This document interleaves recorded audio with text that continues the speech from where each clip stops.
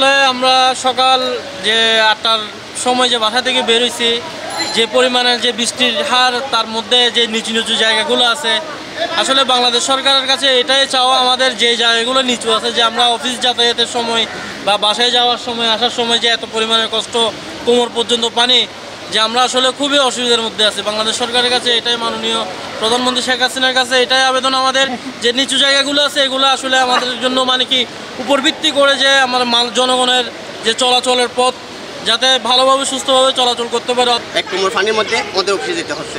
আর বিশেষ করে টেনশন থাকে বাসাতে, যারা বিল্ডিংয়ের নিচতলায় বাসা আছে, তাদের বউ বাচ্চাগুলো আছে, অনাহারের মধ্যে থাকতে হয়, রান্না করতে পারে না।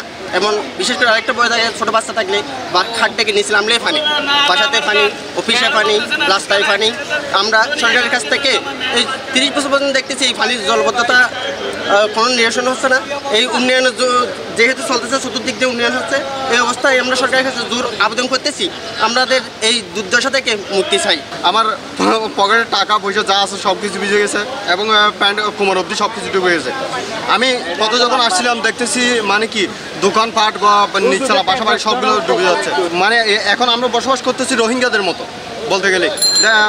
দেখেন আমরা এই রিক্সাটা দেখেন, আপনি এই রিক্সাটা কতটুকু পানি, মানুষ রিক্সাতে বসে ভিজে ভিজে যাচ্ছে, তাহলে কীভাবে কী হবে? পূর্ব বাকলিয়া মাজার গেট থেকে আসতেছি, এখন বদরার দিয়ে আস্তে আস্তে এখন পানি অনেক বেশি হয়ে গেছে, আমরা বহুত কষ্ট হইতেছি, এখন চাকরিতে ঘুরতেছি।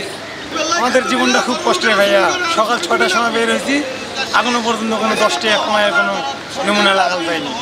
আল্লাহ জানি কীভাবে দিন যাবে আর কীভাবে আল্লাহ দিন খান চালাবে, আমরা খাবো কি, করবো কি। এটা আসলে সঠিকভাবে পদক্ষেপ নিতে হবে।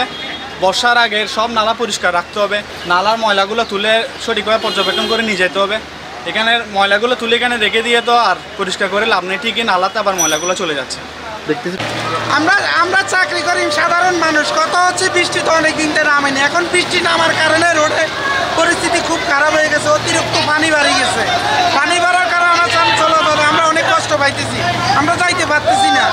এখন কথা হচ্ছে আমাদের তো চাকরি করি, আমাদের তো পেট আছে, আমরা গরিব বলে তা আছে আমরা রোডের মধ্যে নামছি।